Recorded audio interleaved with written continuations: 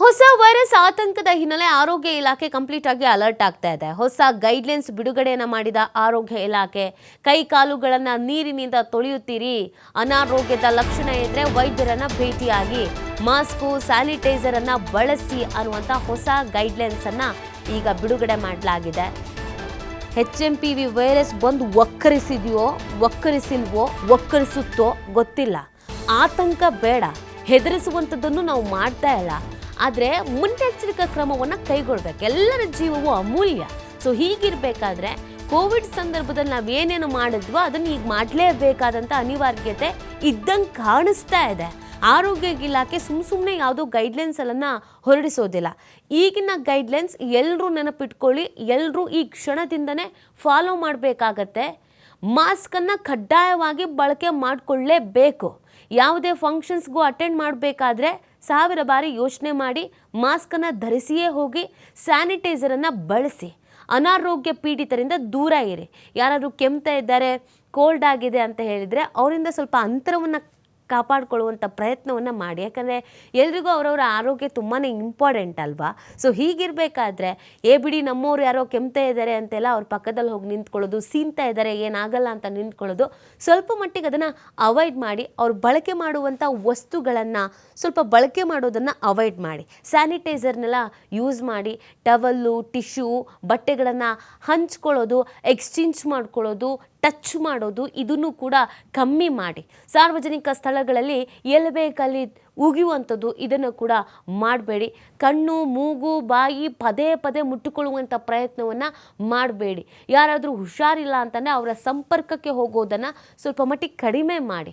ಯಾವುದೋ ಪ್ರೋಗ್ರಾಮಿಗೆ ಹೋಗ್ತಾ ಇದ್ದೀರಾ ಅಂತ ಅಂದರೆ ಮಾಸ್ಕನ್ನು ಕಡ್ಡಾಯವಾಗಿ ಬಳಕೆ ಮಾಡಿಕೊಳ್ಳಿ. ಸೊ ಇದು ನಾವು ಹೇಳ್ತಾ ಇರೋದಲ್ಲ, ಆರೋಗ್ಯ ಇಲಾಖೆಯ ಗೈಡ್ಲೈನ್ಸ್ ಆಗಿರೋದ್ರಿಂದ ನಾವು ನಿಮಗಿದನ್ನು ತಿಳಿಸ್ತಾ ಇದ್ದೀವಿ.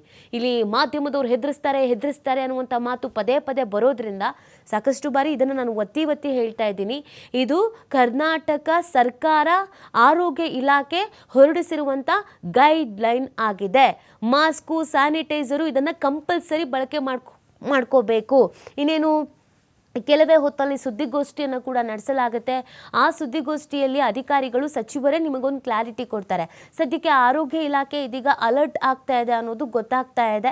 ಚೀನಾದಲ್ಲಿ HMPV ವೈರಸ್ನ ಅಟ್ಟಹಾಸ ಅಂತ ನಾವು ಕೇಳ್ಕೊಳ್ತಾ ಇದ್ವಿ. ಇದೀಗ ಬೆಂಗಳೂರಿನಲ್ಲಿ 8 ತಿಂಗಳ ಮಗುವಿನಲ್ಲಿ ಪತ್ತೆ ಆಗಿದೆ ಅಂತ ಹೇಳ್ತಾ ಇದ್ದ ಹಾಗೇನೆ ಆರೋಗ್ಯ ಇಲಾಖೆ ಹೊಸ ಗೈಡ್ಲೈನ್ಸನ್ನು ಹೊರಡಿಸಿದೆ. ಕನ್ಫರ್ಮ್ ಆಗಿಬಿಟ್ಟಿದೆ, ಅಯ್ಯೋ ತಾಂಡವ ಆಡ್ತಾ ಇದೆಯಂತೆ, ಬಂದೇ ಬಿಡ್ತಂತೆ ಅಂತ ಅಲ್ಲ. ಬೇಡ, ಯಾಕೆ ರಿಸ್ಕ್ ತೆಗೆದುಕೊಳ್ಬೇಕು? ಕಳೆದ ಬಾರಿಯೂ ಕೋವಿಡ್ ಸಂದರ್ಭದಲ್ಲಿ ಕೇವಲ ಕರ್ನಾಟಕ ಮಾತ್ರ ಅಲ್ಲ, ಇಡೀ ಪ್ರಪಂಚವೇ ನರಳಿ ಅನುಭವಿಸ್ಬಿಟ್ಟಿದೆ.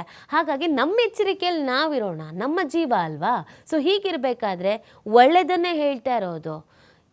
ಹುಷಾರಿಲ್ಲ ಅಂದರೆ ಡಾಕ್ಟ್ರ್ ಹತ್ರ ಹೋಗಿ. ಸ್ವಲ್ಪ ಮಟ್ಟಿಗೇನೋ ಆರೋಗ್ಯದಲ್ಲಿ ಏರುಪೇರು ಆಗಿದೆ ಅಂತ ಅಂದರೆ ಸ್ವಲ್ಪ ಹದಬಸ್ತಿನಲ್ಲಿ ಇರಬೇಕಾಗತ್ತೆ. ಮಾಸ್ಕನ್ನು ಬಳಕೆ ಮಾಡಿ, ಸ್ಯಾನಿಟೈಸರನ್ನು ಯೂಸ್ ಮಾಡಿ. ಮತ್ತು ಯಾರಾದ್ರಿಗೂ ಹುಷಾರಿಲ್ಲ ಅಂತಂದರೆ ಅವ್ರ ಸಂಪರ್ಕಕ್ಕೆ ಹೋಗಬೇಡಿ. ಸೊ ಇದೆಲ್ಲ ಒಳ್ಳೆಯದೇ ಅಲ್ವಾ, ಏನು ಕೆಟ್ಟದ್ದಲ್ಲ. ಇದರಿಂದ ಯಾವಾಗಲೂ ನಮಗೆ ಆರೋಗ್ಯಕ್ಕೆ ಒಳ್ಳೆಯದೇ ಆಗುತ್ತೆ. ಸೊ ಹೀಗಿರಬೇಕಾದ್ರೆ ಹೊಸ ಗೈಡ್ಲೈನ್ಸನ್ನು ಬಿಡುಗಡೆ ಮಾಡಲಾಗಿದೆ.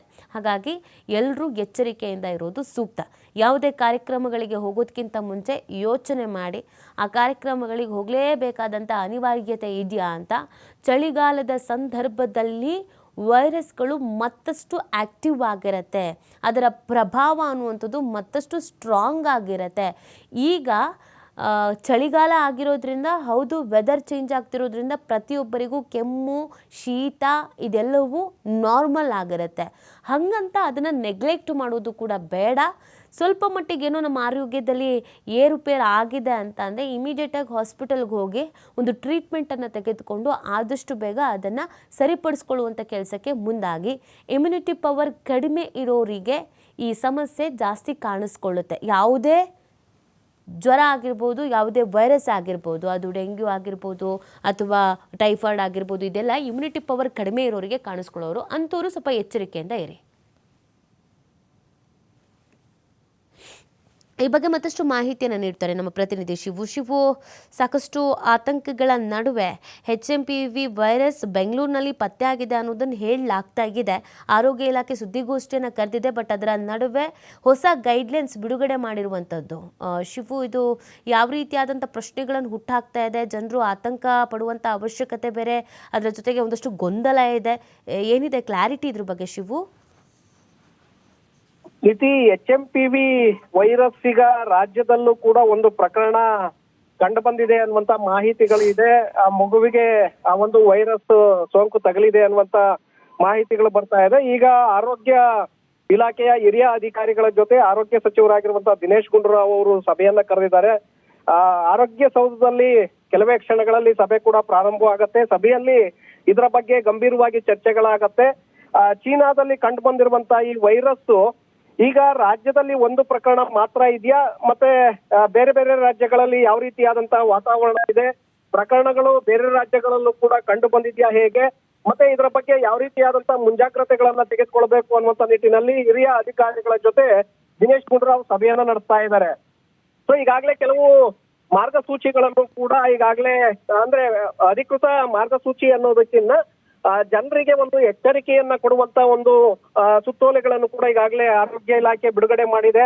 ಯಾರಿಗೆ ವೀಸಿಂಗ್ ಇರುತ್ತೆ, ಅಸ್ತಮಾ ಇರುವಂತ ಸಮಸ್ಯೆಗಳಿದೆ, ಶೀತ ಜ್ವರ ಈ ರೀತಿಯಾದಂತ ಸಮಸ್ಯೆಗಳು ಕಂಡು ಬರ್ತಾ ಇದೆ, ಅಂತವರು ಕೂಡಲೇ ವೈದ್ಯರನ್ನ ಸಂಪರ್ಕ ಮಾಡಿ ಚಿಕಿತ್ಸೆಯನ್ನ ಪಡೆದುಕೊಳ್ಳಿ ಅನ್ನುವಂಥದ್ದನ್ನ ಈಗ ಹೇಳಿದೆ. ಮತ್ತೆ ಐ ಫೀವರ್ ಏನು ಜ್ವರದ ತಾಪಮಾನ ಹೆಚ್ಚಿರುತ್ತೆ ಅಂತವ್ರು ಕೂಡ ಕೂಡಲೇ ವೈದ್ಯರನ್ನ ಸಂಪರ್ಕ ಮಾಡ್ಬೇಕು ಅನ್ನುವಂಥದ್ದನ್ನ ಹೇಳಲಾಗಿದೆ. ಅದರ ಜೊತೆಗೆ ಕೆಲವೊಂದಷ್ಟು ಮಾರ್ಗಸೂಚಿಗಳನ್ನು ಕೂಡ ಕೊಟ್ಟಿದೆ. ಅಂದ್ರೆ ಹಿಂದೆ ಕೋವಿಡ್ ಸಂದರ್ಭದಲ್ಲಿ ಯಾವ ರೀತಿಯಾಗಿ ಸ್ಯಾನಿಟೈಸರ್ ಬಳಕೆಯನ್ನ ಮಾಡ್ಲಾಗ್ತಾ ಇದೆ, ಈಗಲೂ ಕೂಡ ನೀವು ಸ್ಯಾನಿಟೈಸರ್ ಅನ್ನ ಬಳಕೆಯನ್ನ ಮಾಡಿ, ಹಾಗೆ ಕೈಗಳನ್ನ ಮುಟ್ಟಿದ ನಂತರ ಸ್ವಚ್ಛ ಮಾಡ್ಕೊಳ್ಳಿ, ಸಾಬೂನು ಹಾಕಿ ಅನ್ನುವಂಥದ್ದನ್ನು ಕೂಡ ಹೇಳಲಾಗಿದೆ. ಅದರ ಜೊತೆಗೆ ಮಾಸ್ಕ್ ಹಾಕುವ ಬಗ್ಗೆ ಇವತ್ತಿನ ಸಭೆಯಲ್ಲಿ ಅಧಿಕೃತವಾಗಿ ಸುತ್ತೋಲೆಯನ್ನ ಹೊರಡಿಸಬಹುದು ನೀತಿ. ಜೊತೆಗೆ ಸಾರ್ವಜನಿಕ ಸಂಪರ್ಕದಲ್ಲಿರುವಂತಹ ಸಂದರ್ಭದಲ್ಲಿ, ಸಾರ್ವಜನಿಕ ಸ್ಥಳಗಳಲ್ಲಿ ಇರುವಂತಹ ಸಂದರ್ಭಗಳಲ್ಲಿ ಕೆಮ್ಮು ಮತ್ತೆ ಸೀನುವಂತದ್ದನ್ನ ಅವಾಯ್ಡ್ ಮಾಡಿ, ಅಂದ್ರೆ ಕರ್ಚೀಫ್ಗಳನ್ನ ಟಿಶ್ಯೂಗಳನ್ನ ಇಟ್ಕೊಂಡು ಅದನ್ನ ಅಡ್ಡವಾಗಿ ಸೀನುವಂತದ್ದು ಅಥವಾ ಸಾರ್ವಜನಿಕ ಸ್ಥಳಗಳಲ್ಲಿ ಉಗುಳೋಕೆ ಹೋಗ್ಬೇಡಿ ಅನ್ನುವಂತ ಒಂದು ಮಾರ್ಗಸೂಚಿಗಳನ್ನು ಕೂಡ ಈಗ ಕೊಟ್ಟಿದೆ. ಸೊ ಅಧಿಕೃತವಾಗಿ ಈಗ ಸಭೆಯ ನಂತರ ಮತ್ತಷ್ಟು ಮಾರ್ಗಸೂಚಿಗಳನ್ನ ಹೊರಡಿಸುವಂತ ಒಂದು ಸಾಧ್ಯತೆಗಳಿದೆ. ಯಾಕೆಂದ್ರೆ ಮೊದಲೇ ಮುನ್ನೆಚ್ಚರಿಕೆಯನ್ನ ತೆಗೆದುಕೊಳ್ಬೇಕಾಗತ್ತೆ.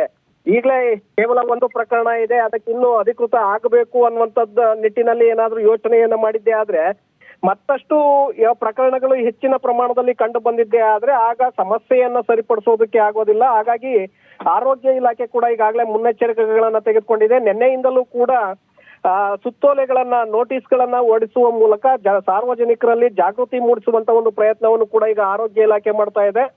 ಕೋವಿಡ್ ಸಂದರ್ಭದಲ್ಲಿ ಏನೆಲ್ಲ ನಿಯಮಗಳನ್ನ ಅನುಸರಿಸಲಾಗ್ತಾ ಇತ್ತು, ಈಗ ಜನರು ಆ ನಿಯಮಗಳನ್ನ ಅನುಸರಿಸಿ ಅನ್ನುವಂತ ಒಂದು ಸಲಹೆಗಳನ್ನು ಕೂಡ ಆರೋಗ್ಯ ಇಲಾಖೆ ಕೊಡ್ತಾ ಇದೆ. ಜೊತೆಗೆ ಯಾವುದೇ ಕಾರಣಕ್ಕೂ ಕೂಡ ಆತಂಕ ಪಡುವಂತದ್ದು ಬೇಡ. ಯಾಕಂದ್ರೆ ಇದರ ವೈರಸ್ನ ಪ್ರಮಾಣ ತೀವ್ರತೆ ಕಡಿಮೆ ಇರುತ್ತೆ. ಹಾಗಾಗಿ ಆತಂಕ ಪಡುವಂತದ್ದು ಬೇಡ. ಏನಾದ್ರೂ ಸಮಸ್ಯೆಗಳು, ಶೀತ ಜ್ವರ ಅಂತ ಸಮಸ್ಯೆಗಳು ಕಂಡು ಬಂದಿದ್ದೆ ಆದ್ರೆ ತಕ್ಷಣ ವೈದ್ಯರನ್ನ ಸಂಪರ್ಕಿಸಿ ಚಿಕಿತ್ಸೆಯನ್ನ ಪಡೆದುಕೊಳ್ಳಿ ಅನ್ನುವಂಥದ್ದನ್ನು ಕೂಡ ಈಗ ತಿಳಿಸಲಾಗಿದೆ ನೀತಿ.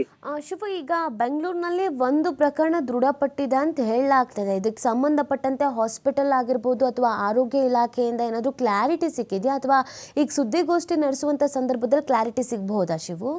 ಖಂಡಿತ ನೀತಿ. ಯಾಕಂದ್ರೆ ಈಗ ಒಂದು ಮಗುವಿಗೆ ಈ ಸೋಂಕು ಪತ್ತೆ ಆಗಿದೆ ಅನ್ನುವಂತ ಮಾಹಿತಿಗಳು ಬರ್ತಾ ಇದೆ. ಆದ್ರೆ ಇದು ಅಧಿಕೃತ ಆಗ್ಬೇಕಾಗತ್ತೆ. ಯಾಕಂದ್ರೆ ಆರೋಗ್ಯ ಇಲಾಖೆ ಅಥವಾ ಆರೋಗ್ಯ ಸಚಿವರು ಇದನ್ನ ಅಧಿಕೃತವಾಗಿ ಪ್ರಕಟ ಮಾಡ್ಬೇಕಾಗತ್ತೆ. ಅಲ್ಲಿಯವರೆಗೂ ಕೂಡ ಇದನ್ನ ಅಧಿಕೃತವಾಗಿ ನಂಬೋದಕ್ಕೆ ಸಾಧ್ಯ ಇಲ್ಲ. ಬಟ್ ಬರ್ತಾ ಇರುವಂತ ಮಾಹಿತಿ ಈಗ ಸೋಂಕು ಪತ್ತೆ ಆಗ್ತಾ ಇದೆ ಅನ್ನುವಂತ ಮಾಹಿತಿಗಳಿದೆ.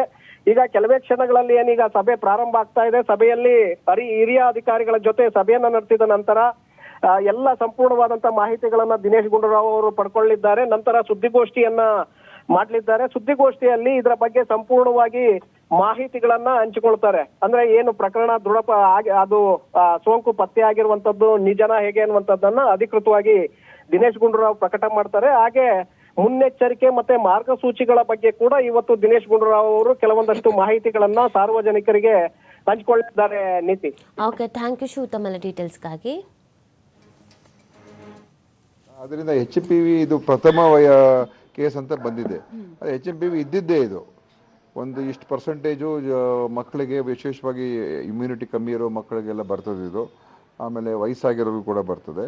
ಮತ್ತು ಇದೊಂದು ವೈರಸ್ ಇರುವಂಥದ್ದು. ಚೈನಾ ಔಟ್ಬ್ರೇಕ್ಗೂ ಇದಕ್ಕೂ ಏನು ಸಂಬಂಧ ಇದೆ ಅಂತ ಹೇಳೋಕ್ಕಾಗೋದಿಲ್ಲ. ಮತ್ತು ಇದು ಪ್ರಥಮ ಕೇಸ್ ಅಂತಲೂ ಹೇಳೋಕ್ಕಾಗಲ್ಲ. ಯಾಕಂದರೆ ಇದು ಈ ಚಳಿಗಾಲದಲ್ಲಿ ಹೆಚ್ಚಾಗಿ ಇದು ಹೆಚ್ಚಾಗಿ ಗಮನಕ್ಕೆ ಬರ್ತದೆ, ಕಾಣಿಸ್ಕೊಳ್ತದೆ. ಆದ್ದರಿಂದ ಇದನ್ನು ನಾವು ಎಲ್ಲ ಮುನ್ನೆಚ್ಚರಿಕೆ ಕ್ರಮ ತಗೊಳ್ತಕ್ಕಂಥದ್ದಕ್ಕೆ ಏನೇನು ಮಾಡಬೇಕು ಅಂತ ಖಂಡಿತ ಕೇಂದ್ರ ಸರ್ಕಾರ ಹೇಳಿದೆ, ನಾವು ಹೇಳಿದ್ದೀವಿ. ಮತ್ತು ಇದು ಈ ವೈರನ್ನು ಅಫೆಕ್ಟ್ ಆದಾಗ ಸಹಜವಾಗಿ ಸ್ವಲ್ಪ ದಿವಸ ಇರ್ತದೆ ಮತ್ತು ಹೊರಟೋಗ್ತದೆ. ನೆಗಡಿ, ಜ್ವರ ಸ್ವಲ್ಪ ಇದ್ದು ಹೊರಟೋಗ್ತದೆ ಅಷ್ಟೇ. ಅದು ನಮಗೇನು ಗೊತ್ತಿಲ್ಲ, ಅದರದ್ದು ನಮ್ಗೆ ಆ ಮಾಹಿತಿಗಳೇನಿಲ್ಲ. ಇಲ್ಲ, ಅದು ಇನ್ನೂ ನಾನು ಇವತ್ತೀಗ ಒಂದು 12:30 ಮೀಟಿಂಗ್ ಕರೆದಿದ್ದೀನಿ. ಮುಂದೆ ಏನೇನು ಮಾಡಬೇಕು, ಏನು ಕ್ರಮ ತಗೊಳ್ಬೇಕು ಅಂತ ನ್ಯಾಷನಲ್ ಇನ್ಸ್ಟಿಟ್ಯೂಟ್ ಆಫ್ ವೈರಾಲಜಿ ಪೂನಾಲಿದೆ, ಅಲ್ಲಿಗೂ ಕೂಡ ಅಲ್ಲಿಗೆ ಅದನ್ನು ಕಳಿಸುವಂಥದ್ದು ಕೂಡ ಮಾಡಬೇಕಾ ಬೇಡವಾ ಅಂತ ನೋಡೋಣ. ಆದರೆ ಇದಕ್ಕೂ ಚೈನಾಗೂ ಸಂಬಂಧ ಇದೆ ಅಂತ ಹೇಳೋಕ್ಕಾಗಲ್ಲ. HMPV ವೈರಸ್ ಇದು ಪ್ರಥಮ ಕೇಸ್ ಅಂತಲೂ ಹೇಳೋಕ್ಕಾಗೋದಿಲ್ಲ. ಯಾಕಂದರೆ ಇದು ಇರುವಂಥದ್ದೇ ಭಾಳ ವರ್ಷಗಳಿಂದ ಇದು ಎಲ್ಲ ಇದೆ. ಇಷ್ಟು ಪರ್ಸೆಂಟೇಜ್ ಮಕ್ಕಳಿಗೆ ಇದೆಲ್ಲ ಬಂದೇ ಬರ್ತದೆ. ಅದರಿಂದ ನಾವು ಇದನ್ನು ಗಾಬರಿ ಪಡುವಂಥ ಅವಶ್ಯಕತೆ ಇಲ್ಲ. ಮತ್ತು ಅನಾವಶ್ಯಕವಾಗಿ ನಾವು ಸುಮ್ಮನೆ ಇದರಿಂದ ಜನರಲ್ಲಿ ಭಯಭೀತಿ ಸೃಷ್ಟಿ ಮಾಡುವಂಥದ್ದು ಕೂಡ ಅಗತ್ಯ ಇಲ್ಲ ಅಂತ ನಂಗೆ ಅನಿಸುತ್ತೆ. ಈಗ 12:30 ಒಂದು ಮೀಟಿಂಗ್ ಕರೆದಿದ್ದೀನಿ. ಬೇರೆ ಏನು ಕೇಂದ್ರ ಸರ್ಕಾರ ಏನು ಹೇಳಿದೆ, ICMR ಏನು ಹೇಳಿದೆ, ಅವರ ಅಭಿಪ್ರಾಯಗಳು ಕೂಡ ತಗೊಂಡು ಮುಂದೆ ಇನ್ನೇನು ಮಾಡಬೇಕು ನೋಡೋಣ. ಇದು ನೋಡಿ, ಇದೇನು ಸೀರಿಯಸ್ ಏನಲ್ಲ. ಈಗ ಆ ಮಗು ಈಗ ಸ್ಟೇಬಲ್ ಆಗಿದೆ, ಮಗುಗೇನು ಸಮಸ್ಯೆ ಏನಿಲ್ಲ, ಮಗುನೂ ಕೂಡ ಚೆನ್ನಾಗಿದೆ. ಆದ್ದರಿಂದ ಇದು ನಮಗೆಲ್ಲರಿಗೂ ಕೂಡ HMPV ಚೈನಾದಲ್ಲಿ ಬಂದಿದೆ, ಅಲ್ಲಿ ಔಟ್ಬ್ರೇಕ್ ಆಗಿದೆ ಅಂತ ಅದು ವಿಷಯ ಇರುವಂಥದ್ದು. ಇದಕ್ಕೂ ಸಂಬಂಧ